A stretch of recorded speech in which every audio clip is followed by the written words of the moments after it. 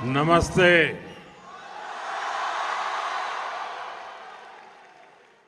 अहलन व सहलन।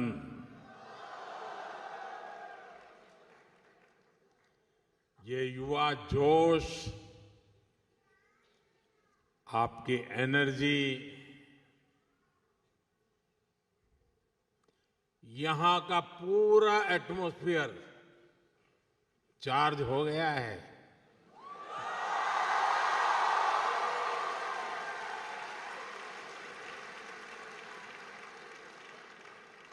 मैं उन सब भाई बहनों को भी नमस्कार करता हूं जो जगह की कमी के कारण इस हॉल में नहीं है और पास के हॉल में वो स्क्रीन पर ये प्रोग्राम लाइव देख रहे हैं।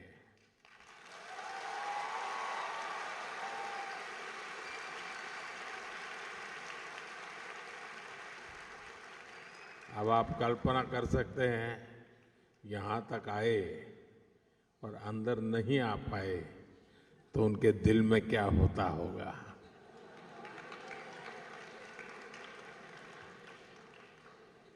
साथियों, मैं मेरे सामने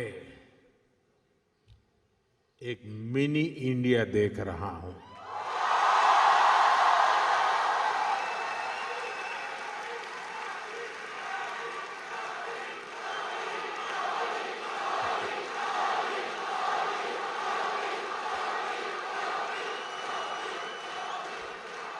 मुझे लगता है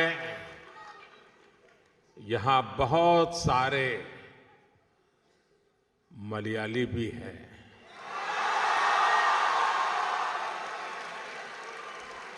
सुखमाणो,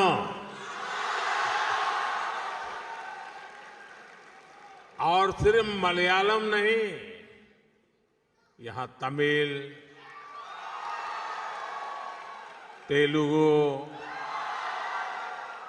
कन्नड़ा और गुजराती बोलने वाले बहुत सारे लोग हैं। नलमा, वागुन्नारा, चेन्ना गिद्दीरा, केम छो? साथियों, आज हम एक फैमिली की तरह इकट्ठे हुए हैं। आज हम अपने देश को, अपनी टीम इंडिया को सेलिब्रेट कर रहे हैं।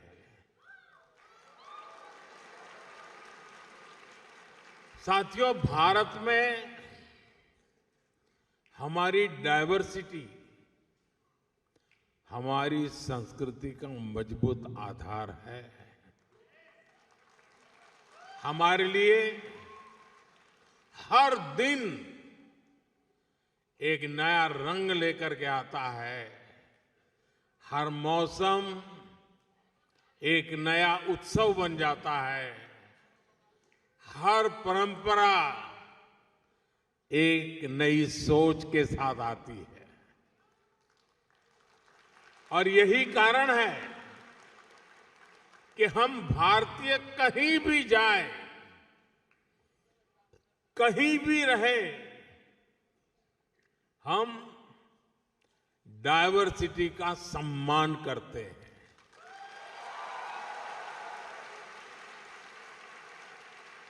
हम वहां के कल्चर, वहां के नियम कायदों के साथ घुल मिल जाते हैं। ओमान में भी मैं आज यही होते हुए अपने आंखों के सामने देख रहा हूं।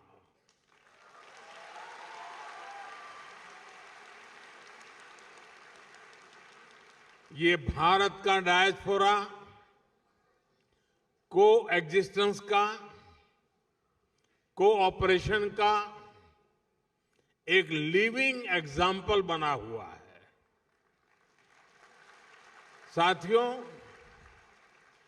भारत की इसी समृद्ध सांस्कृतिक विरासत का एक और अद्भुत सम्मान हाल ही में मिला है। आपको शायद पता होगा, यूनेस्को ने दिवाली को इंटेजिबल कल्चरल हेरिटेज ऑफ ह्यूमैनिटी में शामिल किया है।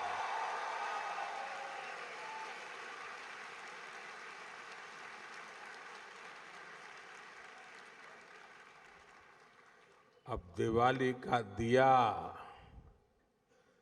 हमारे घर को ही नहीं, पूरी दुनिया को रोशन करेगा।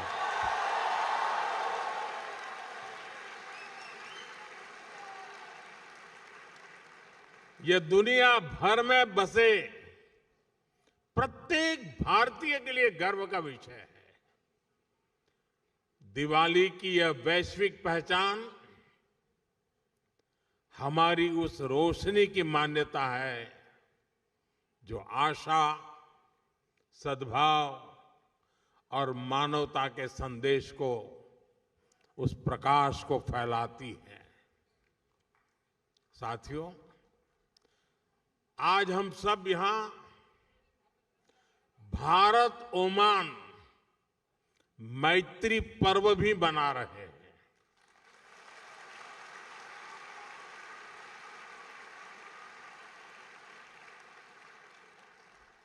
मैत्री यानी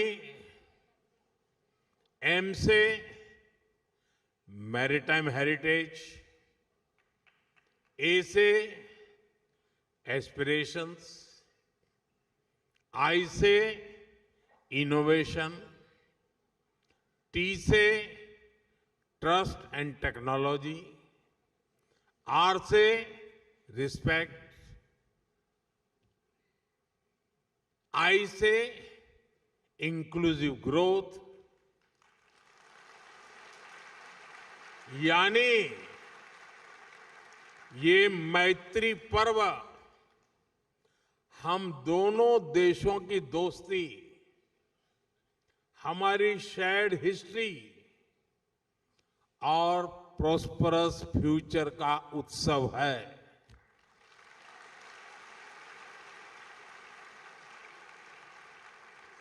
भारत और ओमान के बीच शताब्दियों से एक आत्मीय और जीवंत नाता रहा है।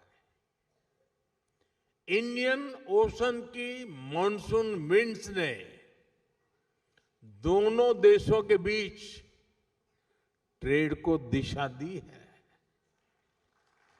हमारे पूर्वज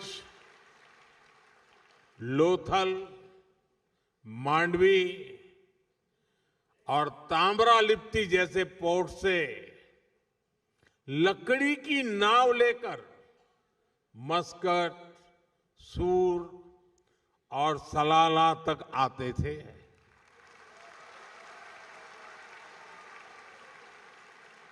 और साथियों, मुझे खुशी है कि मांडवी टू मस्कट इन ऐतिहासिक संबंधों को हमारी एम्बेसी ने एक किताब में भी समेटा है। मैं चाहूंगा कि यहां रहने वाला हर साथी, हर नौजवान इसको पढ़े और अपने ओमानी दोस्तों को भी एक गिफ्ट करे। अब आपको लगेगा कि स्कूल में भी मास्टर जी होमवर्क देते हैं और इधर मोदी जी ने भी आप करके होमवर्क दे दिया। साथियों, एक किताब बताती है कि भारत और ओमान सिर्फ ज्योग्राफी से नहीं बल्कि जनरेशन से जुड़े हुए हैं। और आप सभी सैकड़ों वर्षों के इन संबंधों के सबसे बड़े कस्टोडियन हैं। साथियों, मुझे भारत को जानिए क्विज में ओमान के पार्टिसिपेशन के बारे में भी पता चला है। ओमान से 10,000 से अधिक लोगों ने इस क्विज में पार्टिसिपेट किया।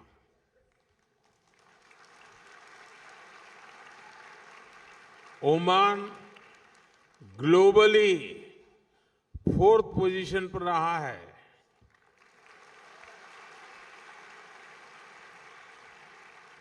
लेकिन मैं ताली नहीं बजाऊंगा। अरे ओमान तो नंबर 1 पे होना चाहिए।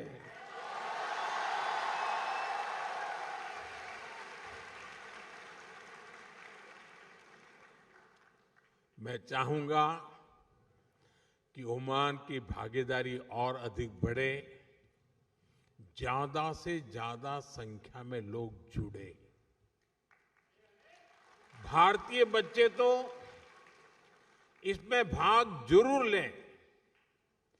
आप ओमान के अपने दोस्तों को भी इस क्विज का हिस्सा बनने के लिए मोटिवेट करें। करेंगे? दम नहीं है आपकी आवाज में? जरा हाथ ऊपर करके बताइए, करेंगे? हर एक के हाथ ऊपर नहीं हुए।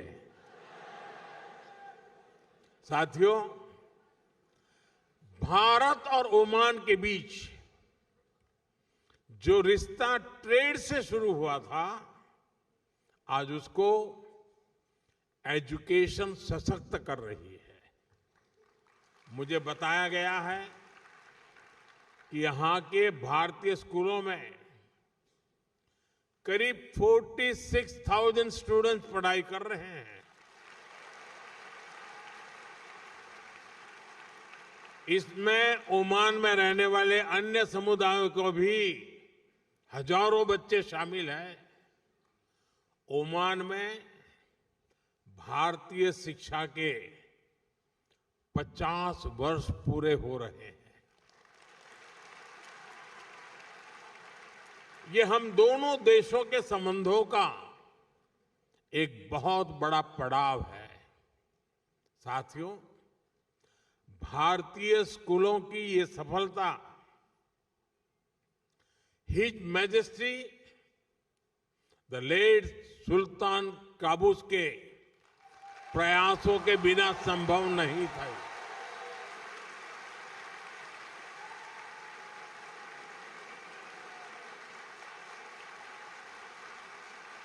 उन्होंने इंडियन स्कूल मस्कत सहित अनेक भारतीय स्कूलों के लिए जमीन दी और जरूरी मदद की। इस परंपरा को हिज मैजेस्टी सुल्तान हैथम ने आगे बढ़ाया।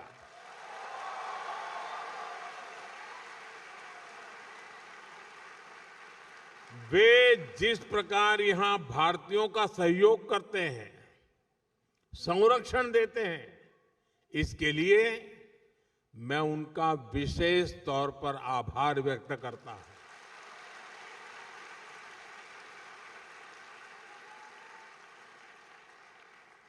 साथियों, आप सभी परीक्षा पे चर्चा कार्यक्रम से भी परिचित हैं। यहां ओमान से काफी सारे बच्चे भी इस प्रोग्राम से जुड़ते हैं।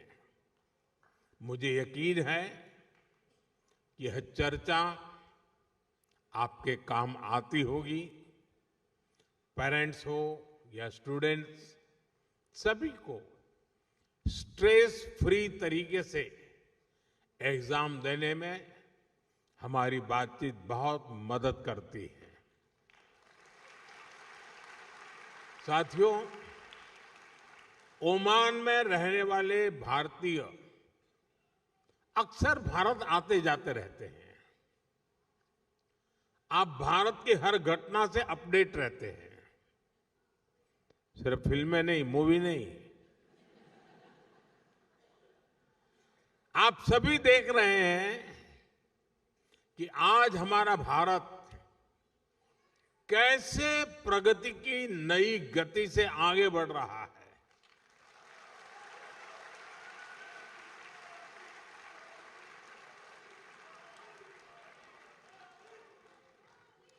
भारत की गति हमारे इरादों में दिख रही है, हमारी परफॉर्मेंस में नजर आती है।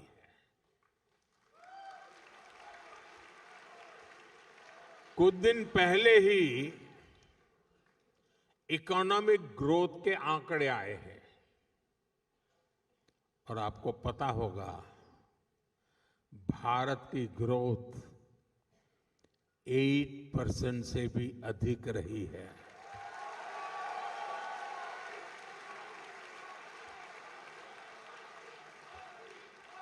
यानी भारत लगातार दुनिया की फास्टेस्ट ग्रोइंग मेजर इकोनॉमी बना हुआ है और ये तब हुआ है जब पूरी दुनिया चुनौतियों से घिरी हुई है। दुनिया की बड़ी बड़ी इकोनॉमीज कुछ ही % ग्रोथ अचीव करने के लिए तरस गई है, तरस। लेकिन भारत लगातार हाई ग्रोथ के पथ पे चल रहा है। ये दिखाता है कि भारत का सामर्थ्य आज क्या है। साथियों, भारत आज हर सेक्टर में, हर मोर्चे पर अभूतपूर्व गति के साथ काम कर रहा है। मैं आज आपको बीते 11 साल के आंकड़े देता हूं। आपको भी सुनकर गर्व होगा, होगा ना? सच में होगा। यहां क्योंकि बहुत बड़ी संख्या में स्टूडेंट्स और पेरेंट्स आए हैं, तो मैं शुरुआत में शिक्षा और कौशल सेक्टर से ही बात करूंगा।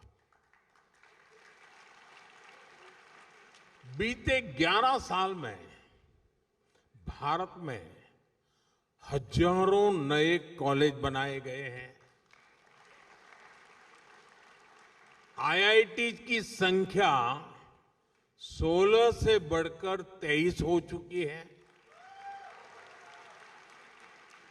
11 वर्ष पहले भारत में 13 आईआईएम थे, आज 21 है। इसी तरह एम्स की बात करूं तो 2014 से पहले सिर्फ 7 एम्स ही बने थे, आज भारत में 22 एम्स हैं।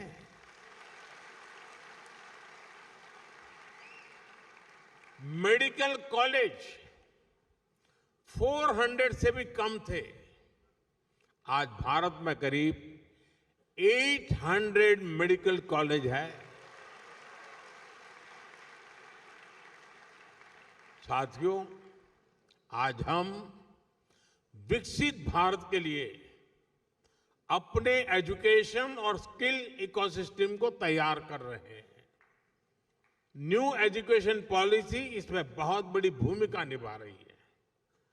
इस पॉलिसी के मॉडल के रूप में 14,000 से अधिक 14,000 से ज्यादा पीएम श्री स्कूल भी खोले जा रहे हैं।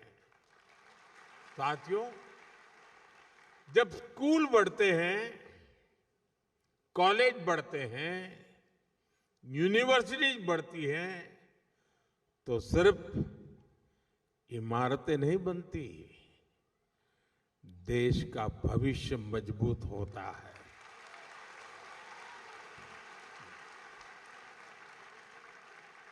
साथियों, भारत के विकास की स्पीड और स्केल शिक्षा के साथ ही अन्य क्षेत्रों में भी दिखती है।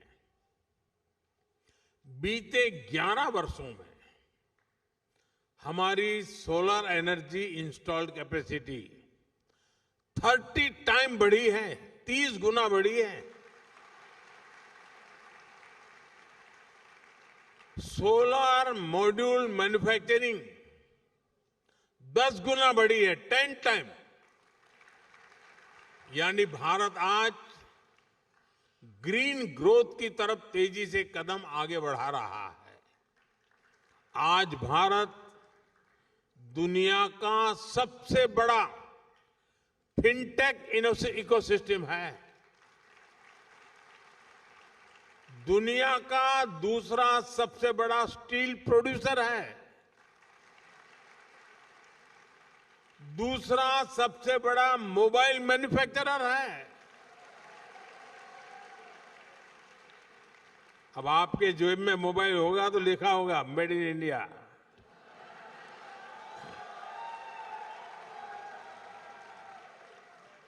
साथियों, आज जो भी भारत आता है तो हमारे आधुनिक इंफ्रास्ट्रक्चर को देखकर हैरान रह जाता है। ये इसलिए संभव हो पा रहा है क्योंकि बीते 11 वर्षों में हमने इंफ्रास्ट्रक्चर पर 5 गुना अधिक निवेश किया है, 5 टाइम मोर।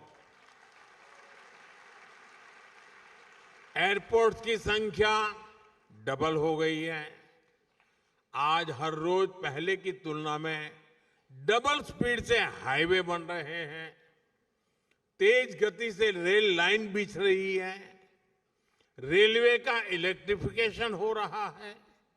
साथियों, ये आंकड़े सिर्फ उपलब्धियों के ही नहीं हैं, ये विकसित भारत के संकल्प तक पहुंचाने वाली सीढ़ियां हैं।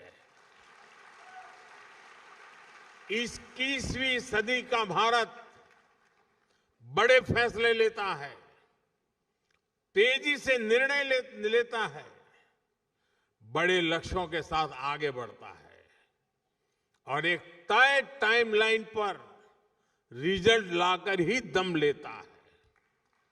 साथियों, मैं आपको गर्व की एक और बात बताता हूं।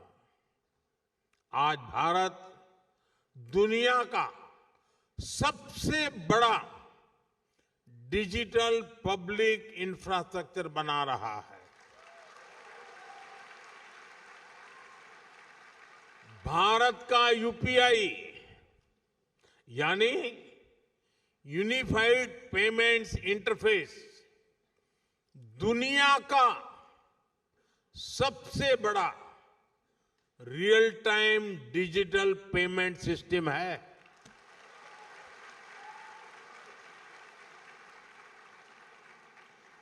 आपको ये बताने के लिए कि इस पेमेंट सिस्टम का स्केल क्या है, मैं एक छोटा सा एग्जांपल देता हूं।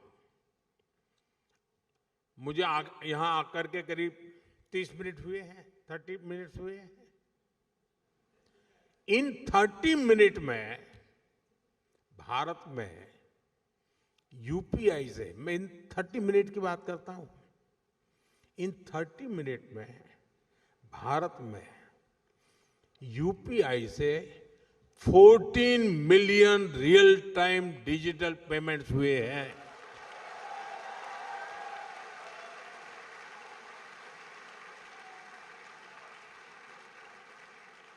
इन ट्रांजैक्शन की टोटल वैल्यू 20 बिलियन रुपीज है, उससे भी ज्यादा है।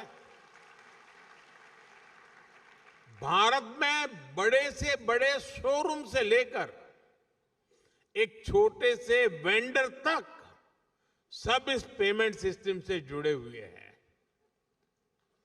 साथियों, यहां इतने सारे स्टूडेंट्स हैं, मैं आपको एक और दिलचस्प उदाहरण दूंगा। भारत के डिजी लॉकर की आधुनिक व्यवस्था बनाई है। भारत में बोर्ड के एग्जाम होते हैं तो मार्कशीट सीधी बच्चों के डिजी लॉकर अकाउंट में आ जाती है। जन्म से लेकर बूढ़ापे तक जो भी डॉक्यूमेंट सरकार जनरेट करती है वो डिजी लॉकर में रखा जा सकता है। ऐसे बहुत सारे डिजिटल सिस्टम आज भारत में ईज ऑफ लिविंग सुनिश्चित कर रहे हैं। साथियों, भारत के चंद्रयान का कमाल भी आप सभी ने देखा है।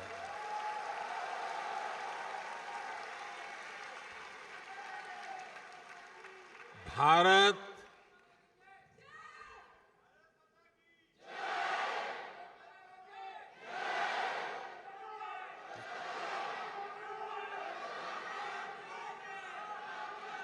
साथियों, भारत दुनिया का पहला ऐसा देश है जो मून के साउथ पोल तक पहुंचा है।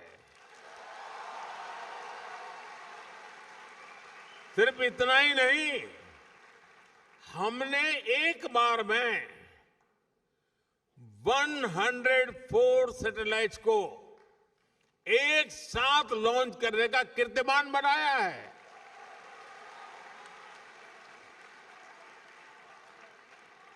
अब भारत अपने गगनयान से पहला ह्यूमन स्पेस मिशन भी भेजने जा रहा है और वो समय भी दूर नहीं जब अंतरिक्ष में भारत का अपना खुद का स्पेस स्टेशन भी होगा।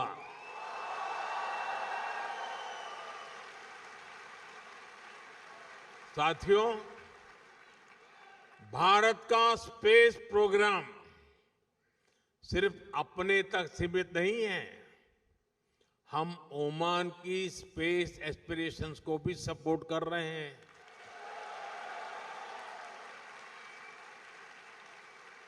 6-7 साल पहले हमने स्पेस कोऑपरेशन को लेकर समझौता किया था। मुझे बताते हुए ये खुशी है कि इसरो ने इंडिया ओमान स्पेस पोर्टल विकसित किया है।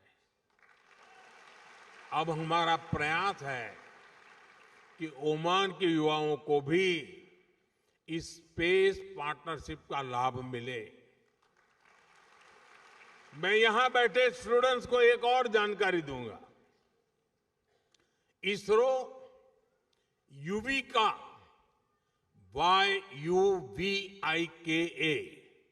युविका नाम से एक स्पेशल प्रोग्राम चलाता है। इसमें भारत के हजारों स्टूडेंट्स स्पेस साइंस से जुड़े हैं। अब हमारा प्रयास है इस प्रोग्राम में ओमानी स्टूडेंट्स को भी मौका मिले।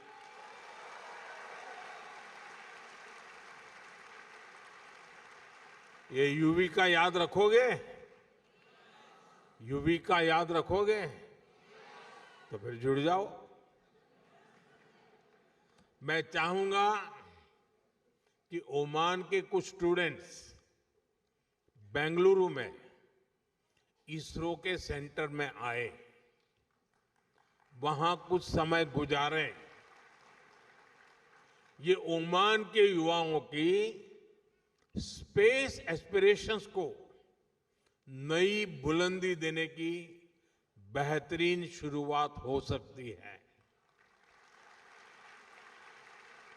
साथियों, आज भारत अपनी समस्याओं के सॉल्यूशंस तो खोज ही रहा है। ये सॉल्यूशंस दुनिया के करोड़ों लोगों का जीवन कैसे बेहतर बना सकते हैं, इस पर भी काम कर रहा है।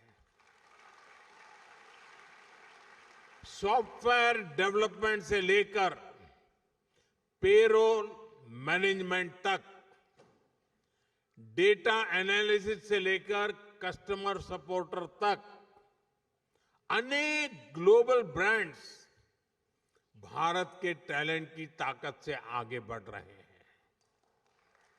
दशकों से भारत आईटी और आईटी एनेबल सर्विसेज का ग्लोबल पावर हाउस रहा है।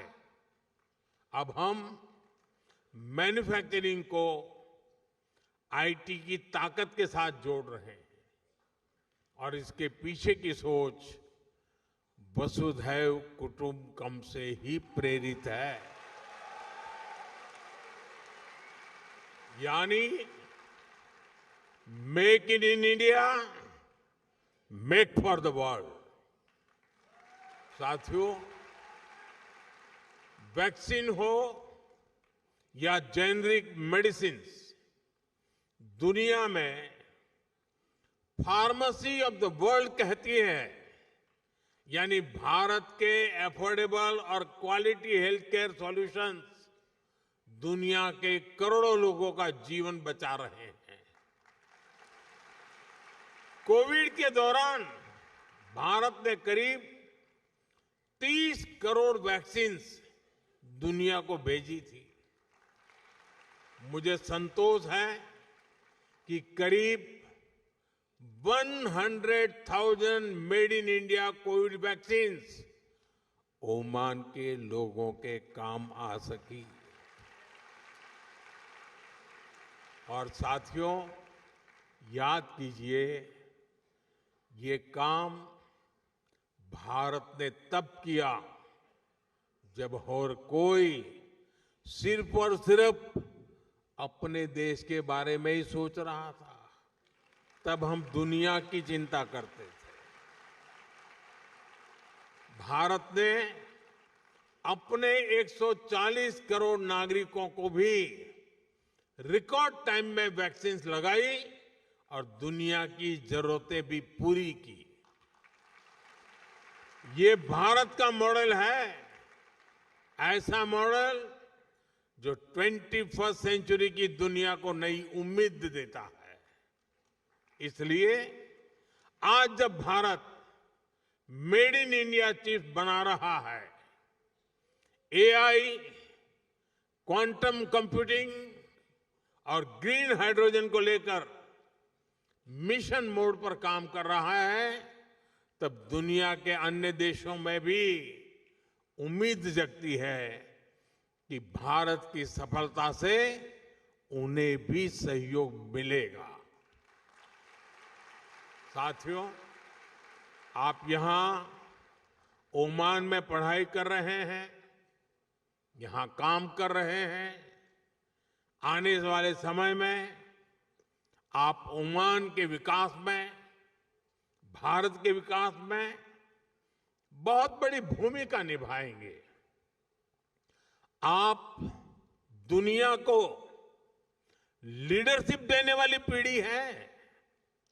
ओमान में रहने वाले भारतीयों को असुविधा न हो, इसके लिए यहां की सरकार हर संभव सहयोग दे रहती है।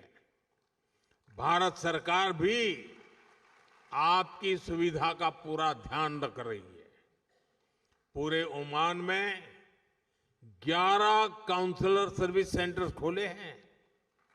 साथियों, बीते दशक में जितने भी वैश्विक संकट आए हैं, उनमें हमारी सरकार ने तेजी से भारतीयों की मदद की है।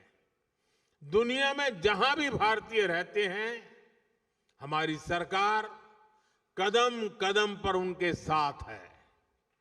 इसके लिए Indian community welfare fund, mother portal और प्रवासी भारतीय बीमा योजना जैसे प्रयास किए गए हैं। साथियों, भारत के लिए ये पूरा क्षेत्र बहुत ही स्पेशल है और ओमान हमारे लिए और भी विशेष है। मुझे खुशी है कि भारत ओमान का रिश्ता अब skill development, digital learning, student exchange और एंटरप्रेन्योरशिप तक पहुंच रहा है। मुझे विश्वास है आपके बीच से ऐसे यंग इनोवेटर्स निकलेंगे जो आने वाले वर्षों में इंडिया ओमान रिलेशनशिप को नई ऊंचाई पर ले जाएंगे। अब यहां भारतीय स्कूलों ने अपने 50 साल सेलिब्रेट किए हैं। अब हमें अगले 50 साल के लक्ष्यों के साथ आगे बढ़ना है। इसलिए मैं हर यूथ से कहना चाहूंगा, dream big, learn deeply, innovate boldly.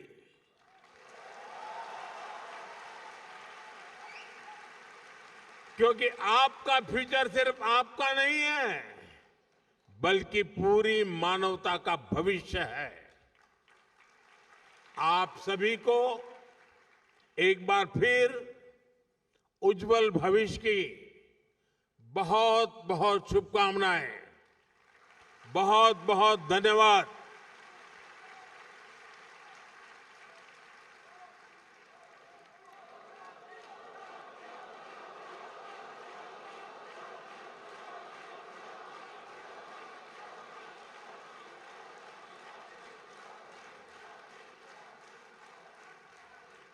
Thank you.